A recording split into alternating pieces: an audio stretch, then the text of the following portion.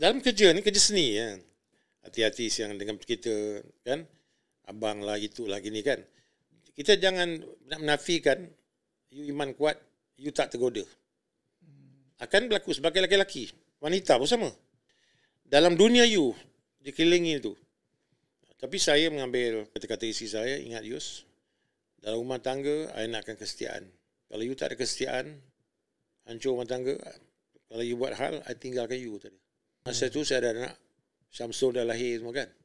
Tapi belum lagi, adik dia lah, Syamin. Dia sekarang dia CEO syarikat Skop Rashid. Jadi, Syamin. Saya CEO syarikat. Dia belajar di Curtin University. Saya hantar 5 tahun belajar di Curtin University. Di Perth. Dia balik, dia ambil commercial law. Dia balik sekarang dia jadi CEO Skop Rashid. Dah kena lah.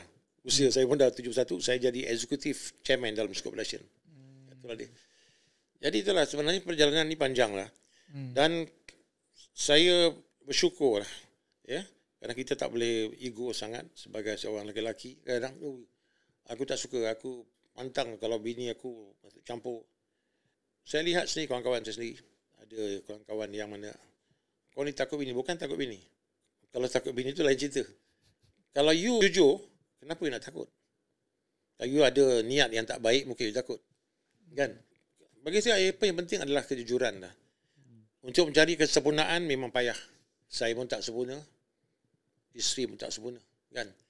Tapi kekuatan tu bagi saya mesti datang daripada kerjasama antara suami dan isteri. Itu dia. Itu barangkali Allah berikan kita laluan yang baik dengan dapat keluarga yang baik. Ayah mentua saya, mak mentua saya, kan? Adik-beradik, ipar dua pun okey. Itu yang boleh mempertahankan syarikat saya. Dan kerja keras saya lah. Kerja keras saya, isteri saya pun kadang-kadang marah lah. Kata kita jangan ada rumah. Bekerja, buat drama, buat filem.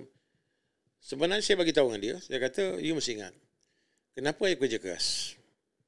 I nak membina kehidupan yang lebih sempurna di masa akan datang.